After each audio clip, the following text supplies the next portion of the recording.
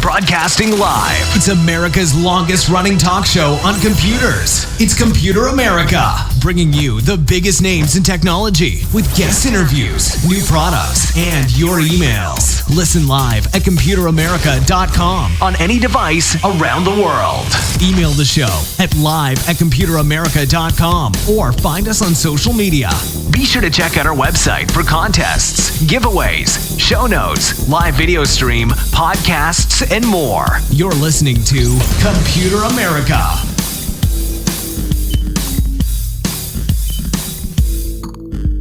Hello and welcome everyone into the Computer America Show. We are the nation's longest running, nationally syndicated radio talk show on computers and technology turned podcast. Everyone, I hope that you're having a great day and you are ready for today's program. Today on the show, we have some some different kind of stories. We have everything from let's see. Okay. Anyways, we have everything from a news report that, check this out. They had the situation with harassment of Navy destroyers by a mysterious drone swarm, and that follows multiple other reports of drone swarms that, include, let's see, I think they had one at nuclear facilities somewhere in the United States. They had another one in eastern Colorado. Drone swarms. And we don't know who's running them. We don't know who they're sending the information to. They haven't been caught. Very strange. Could it be UFOs? Clearly it already is because, hey, they're unidentified. So everyone, stay tuned for that. We have other updates. We have things like Adidas First NFT drops and how much money that earned. We have everything from Taco Bell and Beyond Meat. They have beef. Neither one technically has beef. It's some kind of meat substitute, but they have beef with each other. We have all that and more here coming up in just a moment. But before we get started, computeramerica.com. That's where you'll find everything, including past shows, future shows, everything you need to know. Podcasts, wherever podcasts are heard, simply search Computer America. We should pop right up. Social media links, reviews, articles, show notes. computeramerica.com. That's all you need to know. Everyone, thank you for tuning in. And why don't we go ahead and get started with computer and technology news brought to you by Computer America. Here we go.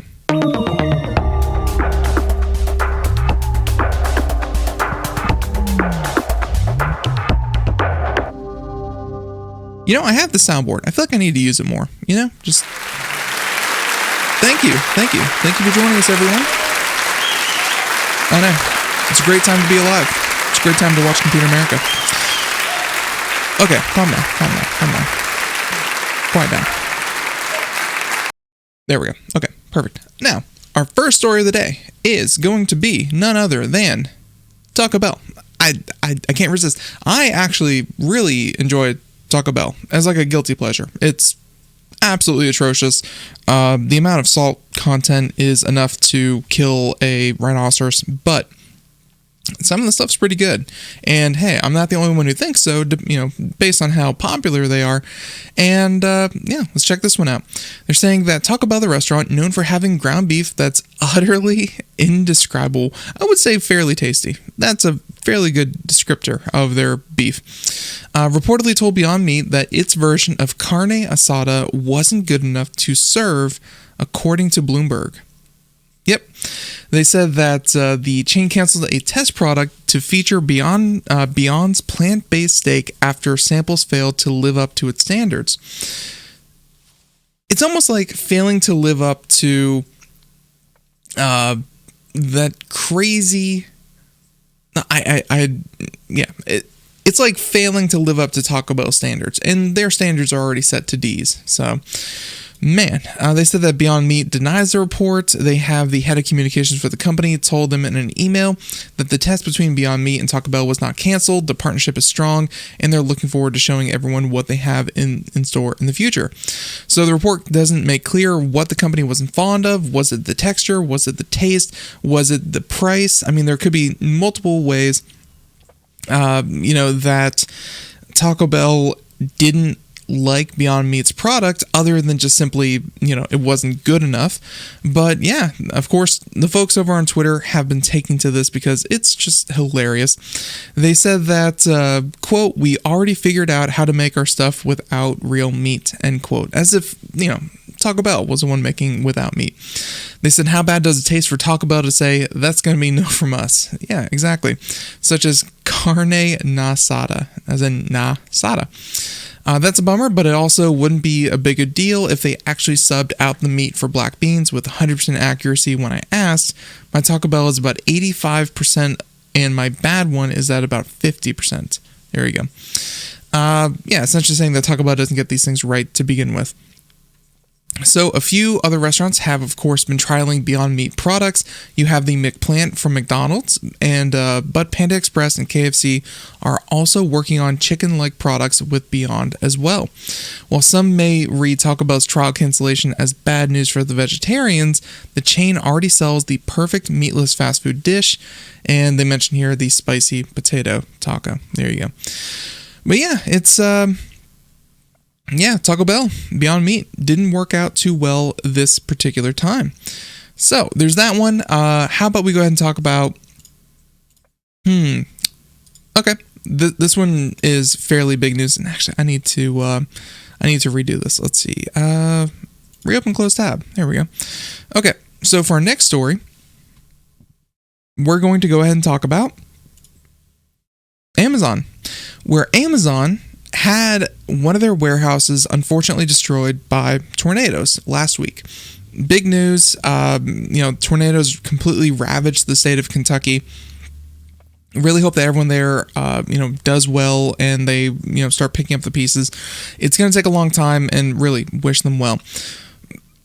But Amazon, in particular, there were some messages that were, I guess no one ever really verified if they were true or accurate, but there was a policy, at least that we know of, in an Amazon warehouse where personal phones were not permitted. That would be, I guess, to prevent people from looking at them and deciding, oh, I'm going to look at my phone rather than pay attention to, package picking or item picking or packaging or anything like that. I'm sure it was like a lowering distraction kind of thing. Well, come to find out, it actually prevented a number of people from finding out the latest information when it came to the tornado warnings. And while I believe the tornadoes killed multiple people, I want to say, let's see, how many people were killed? Tornado struck the warehouse in Edwardsville, Illinois, killing 6 people. And of course, it follows a surge in COVID-19 cases. Warehouse employees have demanded access to their phones, both for safety alerts and to stay in touch in the event of emergencies. A reinstituted ban would have appeared tone deaf, particularly in light of the incident where a dispatcher pressured a driver to keep delivering packages while a tornado rampaged through the area. Obviously, companies are allowed to ban phones use on the clock, whether it's to improve safety or prevent staff from leaking sensitive information. That stance is changing as smartphones become an important part of daily life. The combination of Amazon's poor safety reputation with recent incidents may leave the company little room to reimpose a ban without significant public pushback. So obviously, they said that the ban was poised to resume January 2022. It was removed due to COVID, and then they were going to put it back in place. Yep, it's... I guess, I'm sure that they were discouraging people from using their phones on the floor, but not being able to, call their loved ones or be able to receive the latest up-to-date notifications on severe weather in their area. Smartphones are, of course, going to be very mandatory when this comes. So Amazon not reimposing, and all it took was a couple people dying in their warehouses. So that's all it takes. Now you know. Let's see. So there's that update. Amazon. There's, of course, Tesla and Elon Musk. He not even going to show the article, but oh man, I gotta get used to this. Okay. Elon Musk is going to be paying an $11 billion tax bill this year. But of course, you think about that, and let's see. Elon Musk net worth. Okay, so. It's I'm surprised I don't have like a live counter of this. So Elon Musk is going to be paying $11 billion to the IRS this year. And, well, he says over $11 billion. Now you may think, wow, that's really excessive. One person paying $11 billion. But hey, you went through this and you kind of look at it. Well, he's worth $243 billion as of Sunday.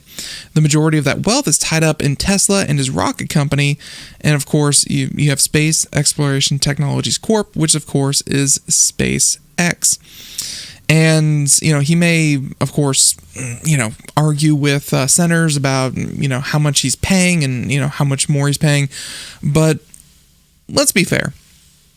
You don't get an $11 billion tax bill unless you make well over, or at least, some portion over $11 billion. He's not in dire financial straits, and the fact that he, and the fact that he got this bill has a lot to do with an August 2022 deadline to convert 22.9 million shares, or I should say options, into shares or let them expire worthlessly. And he would need about $143 million to exercise those options. He could owe more than $9 billion in federal income and Medicare taxes upon exercising them. So essentially, he can either exercise his options, pay, $143 million, and of course, in return, he gets, $300 billion worth of stock and shares in his own company, or he could let them expire worthlessly, get $0 and lose all that, but hey, not have to pay anything in taxes. It's pretty clear what it's going to be.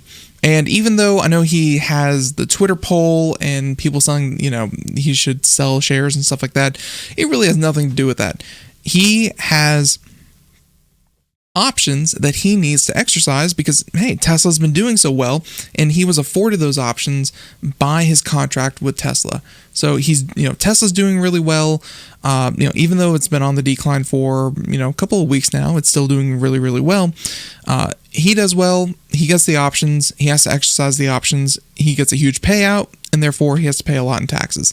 That's really all there is to it. So poor Elon Musk for paying $11 billion, but let's face it, I think a lot of people would love to have that problem as well, because hey, that means you made more than $11 billion. Okay, let's see, so there's that article, and let's see, okay, there you go. Now, our next story, this one is kind of a funny little anecdote. Check this out. The global chip shortage, if you're wondering how real it is, Halo Infinite had a recent, had its first major tournament, and, it's a really, really fun game, but it ran into some issues where, according to Engadget, saying that, according to one of the developers from 343 Industries, saying that people competing at the tournament had to use development consoles set to retail mode because they themselves could not get Xbox Series X's to play the game itself. They said that the dev kits are functionally identical to off-the-shelf consoles and will operate in that mode. They don't look the same, but they shouldn't notice any difference from the systems they have at home. The irony is thick, but this also underscores the severity of console shortages over a year after the Xbox Series X made its debut. It's still difficult to buy the machine between scalpers and the industry-wide chip shortages, and Microsoft doesn't necessarily have privileged access to its own hardware. With that said, the company probably doesn't want to make a habit out of using developer consoles. We won't be surprised if Microsoft ensures future in-person matchups rely on store-bought Xbox systems, if just for the sake of burnishing its public image. And yeah, part of it is that if these consoles got out into the wild and people had access to development consoles, that could be there could be so many problems for pirating, leaks, hacks, so much more. But also just from an image point of view, I'm sure that they want their Xbox Series X consoles front and center for everyone to see and think, oh, hey, I really need one of those. Instead, they have to use development kits. There's ways around this. Maybe it's more of a failing on the event organizers to not make sure that they had, 8 different Xbox Series X consoles ready to go. But it really does underscore that, hey, you can't, not even Microsoft themselves can just go somewhere and pull 8 consoles off of the shelf somewhere. They had to, in a pinch, they had to do what they could. So there you go. That was story number 4. Story number 5. And how about we go ahead and do this really weird one? I'm super interested in this as well. Check this out. Harassment of Navy destroyers by mysterious drone swarms off the California coast went on for weeks.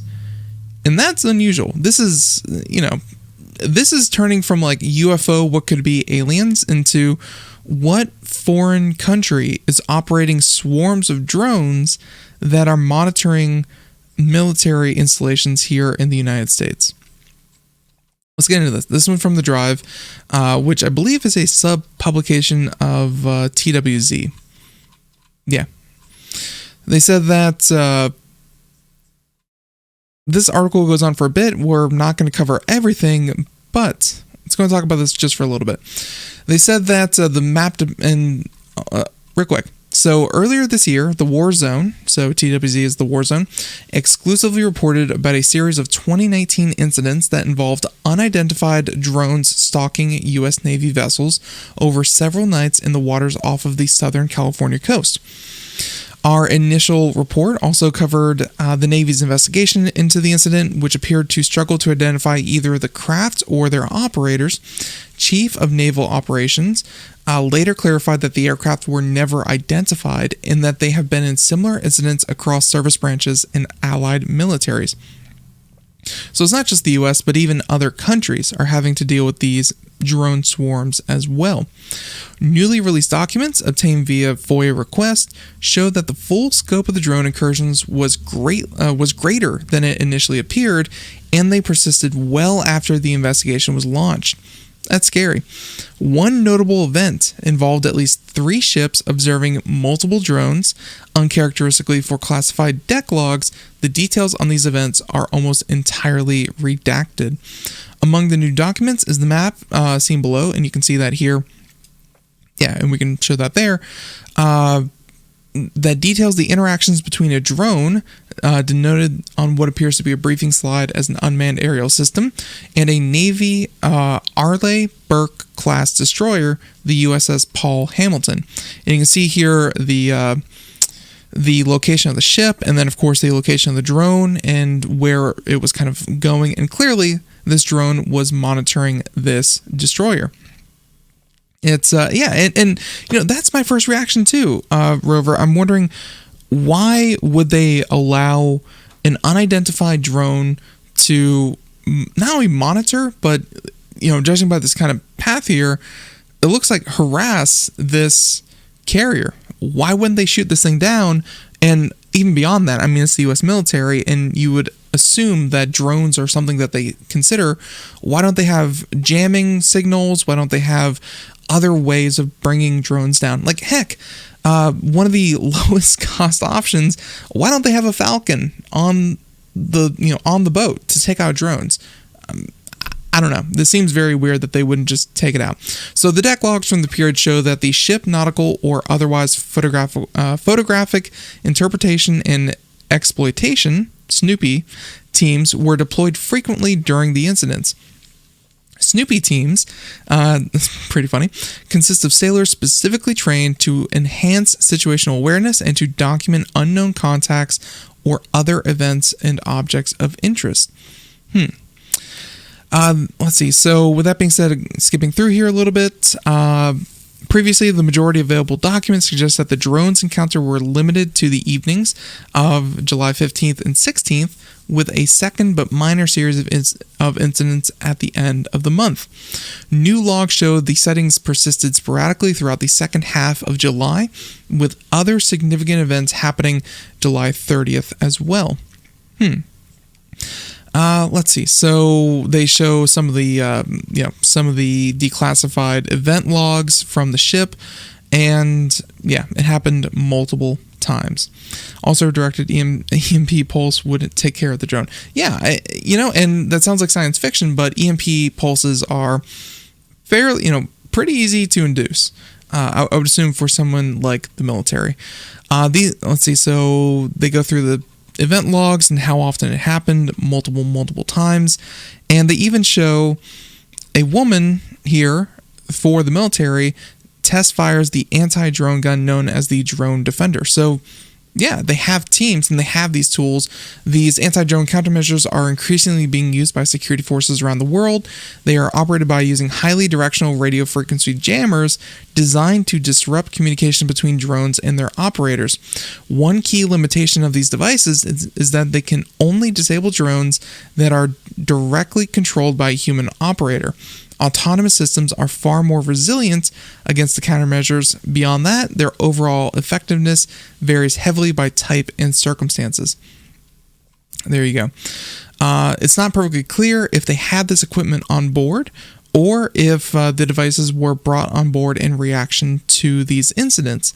If so, they would have been among the simplest counter-drone measures, and also the USS Russell reported the use of Ghostbusters in its log. So they tried, and still, even with these things, they weren't able to bring one of these drones down and find out who actually was operating these things.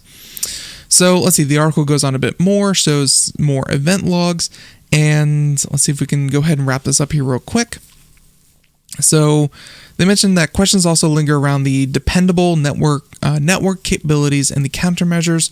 For now, it remains unknown if the devices in additional counter-UAS training were sufficient to halt the incursion. A highly pertinent question now is when exactly did they end, and how widespread similar incidents have been. So, of course, the bigger story here is that drone swarms, they're becoming a thing for espionage spying. We have reports of this happening off the coast of California. There are reports in Colorado. There are reports around nuclear facilities all over the country. Who's operating these things? Where are they going? What information are they actually collecting? And how common are these going to be? You would imagine that drone swarms couldn't be very... I can't imagine a drone swarm leaving mainland China or mainland Russia and flying thousands of miles. But hey, maybe military somewhere around the world have that capability and they're able to operate these drones in a very limited capacity. But hey, it's seems like this is going to be the future of not really warfare, but espionage. And let's just send 1,000 drones, and then you'll know better right off the bat. So there's that story. Let's go ahead and continue on here to... This is a good story. I like this. The UK. This, of course, coming from BBC, but still, the UK donates 225 million stolen passwords to hack checking site. And immediately, when I think hack checking site, my mind goes to, of course, Have I Been Pwned? That is the most popular one. That's one that we always recommend, and it's a very, very common one. And yes, they donated 225 million to that site. So they mentioned that the National Crime Agency recovered the database from cyber criminals who collected real users' email addresses and passwords. That list has been added to free online service Have I Been Pwned. It lets anyone check through hundreds of millions of passwords to see if theirs is in the hands of criminals. And yeah, if you go ahead and try that, you can go to, kind of Have I Been Pwned, which we can go... Okay. So let's try this. Have I Been Pwned?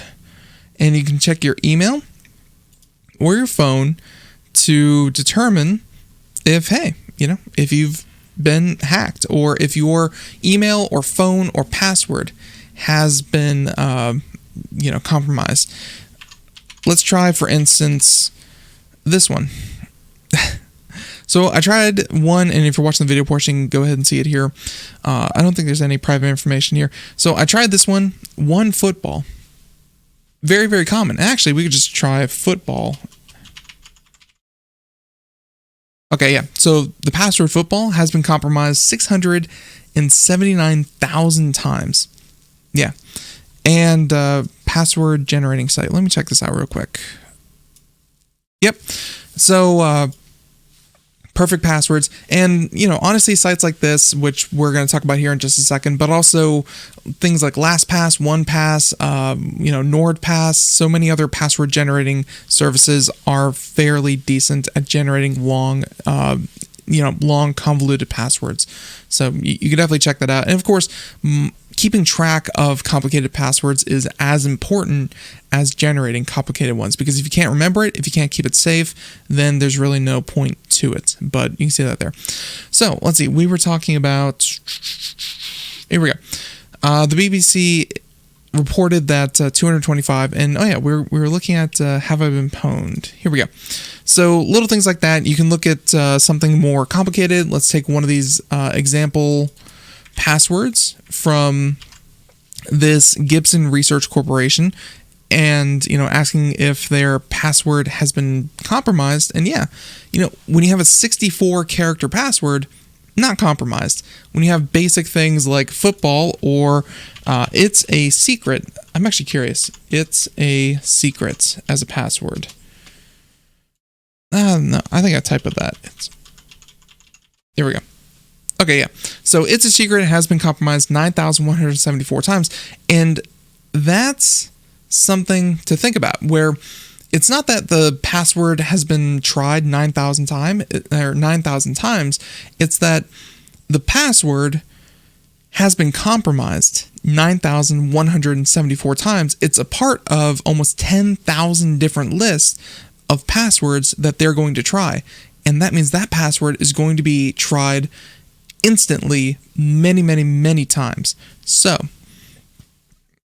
use the service like like perfect passwords that generate long, very complicated passwords. You'll stay safe. But also don't use simple passwords.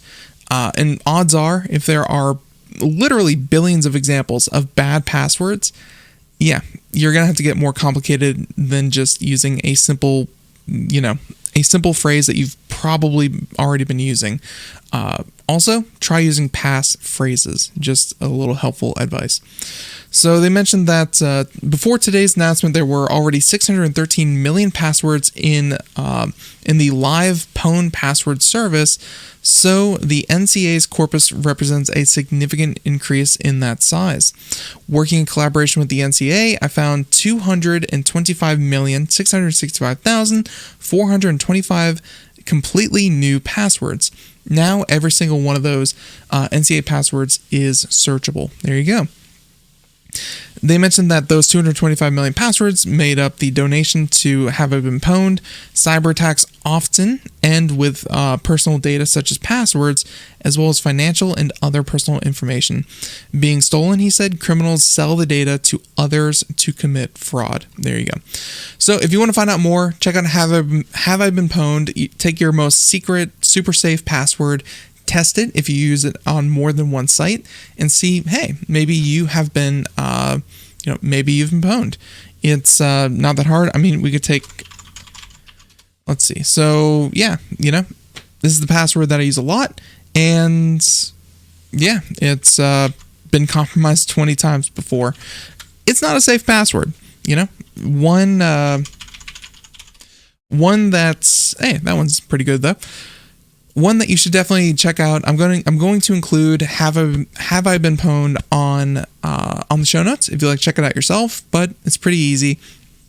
Pwned, by the way, is Pwned. You can check it out yourself. Okay, so there's that one. Only a couple more stories, and we are going to go ahead and wrap it up for the day. But check this one out. NFTs, as much as I hate them, well, others seem to not. Adidas First NFT drop earns $23 million. There you go.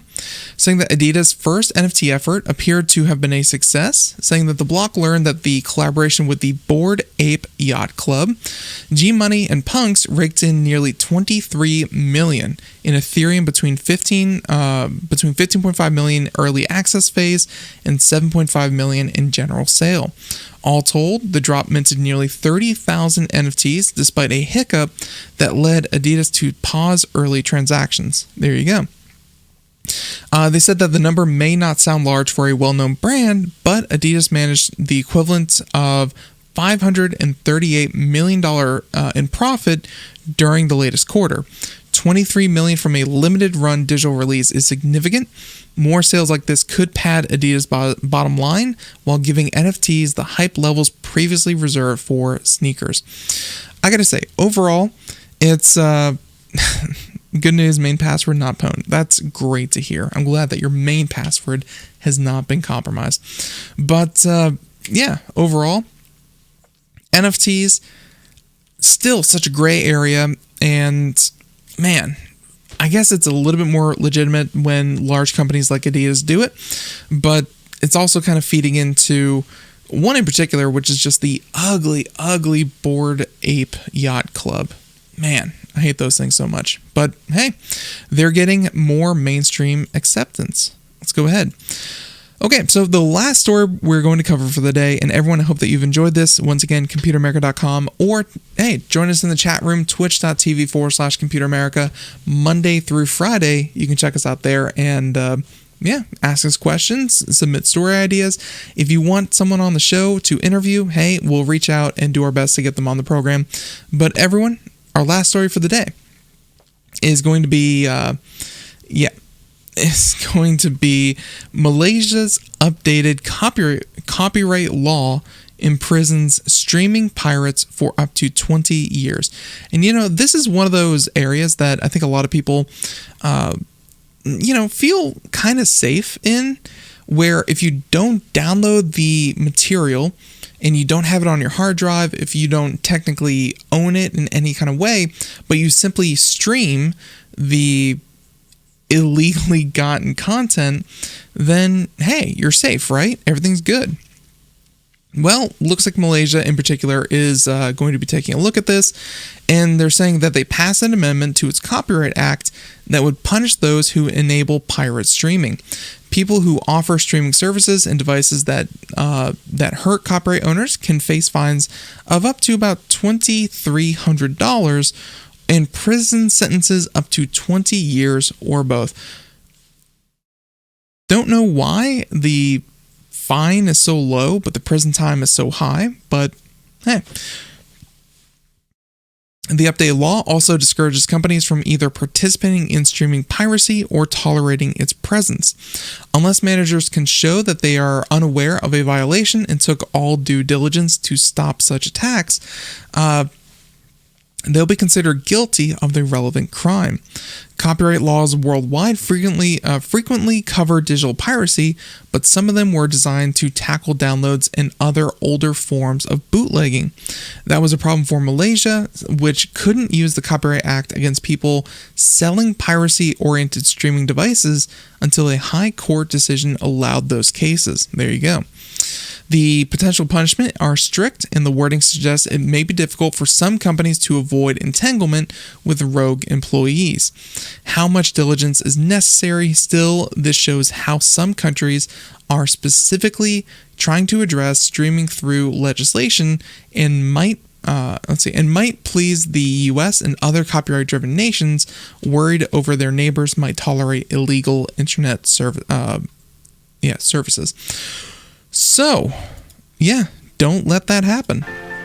It's pretty simple, but everyone, Rover, absolutely right. By the way, to the previous story, not this one, previous one, everyone, hey, maybe make it a year's end resolution or a New Year's resolution, change your passwords, stay safe, do some maintenance, it never hurts. Everyone, music means that we're done. Thank you so much for tuning into the program. We'll be back tomorrow of course, Tuesday with more. We have an interview early in the morning. You can check that out. Once again, twitch.tv/Computer America. We have an interview with, let's see, I can check this out real quick. Tomorrow, we have an interview with Danovation Technologies. And if you want to hear more about them and what they do, I think they do cryptocurrency. That's kind of their forte. It's a leading provider of micro e-paper displays. Oh, no. They do the payment system. That's right. Everyone, tune in tomorrow for that. Thanks, everyone. ComputerAmerica.com. Bye-bye.